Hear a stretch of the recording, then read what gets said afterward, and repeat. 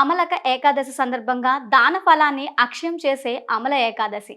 అమల ఏకాదశినే దాత్రి ఏకాదశి, అమృత ఏకాదశి అనే నామరూపాలున్నాయి. అమలక వృక్షే జనార్దనః అంటారు కనుక ఈ రోజు ఉసిరి చెట్టు కింద లక్ష్మీనారాయణులను పూజిస్తే అధిక ఫలితం ఉంటుంది. ఈ రోజు ఏ దానం చేసినా అది అక్షయం అవుతుంది. కొన్ని సాంప్రదాయాల వారు ఈ రోజున సంపదలనిచ్చే లక్ష్మీదేవిని పూజిస్తారు. ఈ రోజున ఆమె ఆ చెట్టు కింద ఉంటుందని భావిస్తారు. అలాగే ద్వాపర యుగంలో శ్రీకృష్ణుడు, రాధ ఈ చెట్టు సమీపంలోనే నివసించారనేది ఒక కథ. కార్తీక మాసంలో ఉసిరికాయ ప్రస్తావన వస్తుంది. ఉసిరి కొమ్మ తెచ్చి పూజ చేయడం, ఉసిరికాయ దీపాలు, ఒత్తులు వెలిగించడం, ఉసిరి చెట్టు కింద భోజనం చేయడం వంటి పలు రకాల క్రియలు చేస్తారు. మళ్ళీ ఉసిరి ప్రస్తావన కనబడేది ఫాల్గుణ మాసంలో.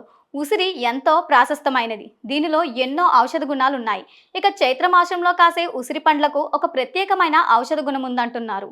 వాటి కోసం ప్రత్యేకంగా వెతుకుతుంటామని ఒక ఆయుర్వేద వైద్యులు కూడా తెలిపారు. కొన్ని ప్రాంతాల్లో ఈ రోజుల్లోనే హోలీ ఉత్సవాలు ప్రారంభ దినంగా భావిస్తారు. ఆంధ్ర ప్రాంతంలోని గోదావరి తీరవాసులు దీనిని కోరుకొండ ఏకాదశిగా వ్యవహరిస్తారు. ఈ రోజున కోరుకొండలోని నరసింహస్వామి ఆలయంలో విశేష పూజలు, తిరునాళ్లు జరుగుతూ ఉంటాయి. దీనికి అధిక సంఖ్యలో జనం వస్తూ ఉంటారు. అన్ని పండగ దినాలకు సంబంధించి ఉన్నట్లే ఈ పర్వదినానికి కూడా సంబంధించి ఎన్నో కథలున్నాయి. ఒకసారి చిత్రకేతుడు అనే రాజు వేటకు వెళ్ళాడు. వేట తమకంలో దారి తప్పాడు. అతను ఒక ప్రాంతానికి వెళ్ళగానే రకరకాల ఆయుధాలు ధరించిన రాక్షసులు అధిక సంఖ్యలో అతనిని చుట్టుముట్టారు. వారితో ఆయుధంతో అతను గాయపడకపోయినా అలసిపోయి స్పృహ తప్పాడు. ఆ సమయంలో ఒక దివ్యశక్తి వెలుగు రూపంలో అతని శరీరం నుంచి వెలువడి రాక్షసులందరినీ హతమార్చింది. కొంతసేపటికి స్పృహలోకి వచ్చిన చిత్రసేనుడు తనపై దాడికి వచ్చిన వారందరూ పడి ఉండటం చూసి ఆశ్చర్యపోయాడు. అప్పుడు ఆకాశవాణి అతనిని ఒక దివ్యశక్తి రక్షించిందని, దానికి కారణం అతను ఏకాదశి వ్రతాన్ని ఆచరించడమేనని పేర్కొంది. ఆ తర్వాత అతని రాజ్యంలో ఆ వ్రతం, దాని ఫలితం ప్రసిద్ధి పొందింది. ఎక్కువ మంది దానిని ఆచరించడంతో రాజ్యంలో శాంతి సామరస్యాలు వెల్లివిరిశాయి. దీనికి సంబంధించి వ్రతఫలాన్ని చెప్పే మరొక కథ కూడా ఉంది. బ్రహ్మాండ పురాణంలో వశిష్ఠుడు చెప్పినట్లుగా ఉందని విజ్ఞులు చెప్తూ ఉన్నారు. దాని ప్రకారం విదిశ రాజ్య ప్రభువైన చిత్రధరుడు విష్ణు భక్తుడు. అతని రాజ్య ప్రజలు కూడా విష్ణు భక్తులే. ఒక ఏడాది అతను కొంతమంది భక్తులతో ఒక నదీ తీరంలో ఉన్న ఒక అమలక వృక్షం వద్ద విష్ణు పూజ చేశారు. దీనిలో భాగంగా రాజు పరశురామ అవతార విష్ణువును కూడా పూజించాడు. వారందరూ ఉపవాసం ఉండి రాత్రంతా విష్ణు భజనలు పాడుకుంటూ జాగరణ చేశారు.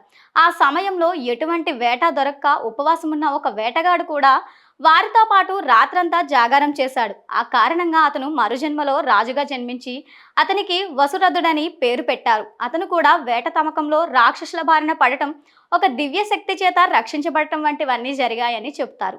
గత జన్మలో చేసిన అమలక ఏకాదశి ఫలితాన్ని అతనికి ఈ జన్మలోనూ రక్షణ లభించిందని చెప్తారు. ఏది ఏమైనా ఎటువంటి కోరికలు లేకుండా పూర్తి భక్తితో ఈ రోజు విష్ణువుని పూజిస్తే పై చెప్పిన విధంగా ఈ జన్మలోనూ వచ్చే జన్మలోనూ విశేష ఫలితం ఉంటుందని చెప్పడమే ఈ కథ ఉద్దేశం. ఈ రోజు చేసిన దానం వాజపయం సోమయజ్ఞంలో చేసిన దానంతో సమానమని చెబుతారు. ఇక ఈ రోజున పూజించే అమలక వృక్షం ఎన్నో ఔషధ గుణాలను కలిగి ఉంటుంది. శరీరానికి కాంతినిస్తుంది, జుట్టు నెరవడాన్ని అరికడుతుందని చెబుతారు. అంతేకాక తెల్లపేగు అనే క్షయవ్యాధి రాకుండా ఇది కాపాడుతుందని కూడా ఆయుర్వేదం చెబుతుంది. అంతేకాక ఈ పండులో షడ్రసాల్లో ఒకటి తప్ప అన్నీ ఉంటాయని చెబుతారు. ఆ లేని ఒక్క రుచి కూడా ఉప్పు అని చెప్తూ ఉంటారు.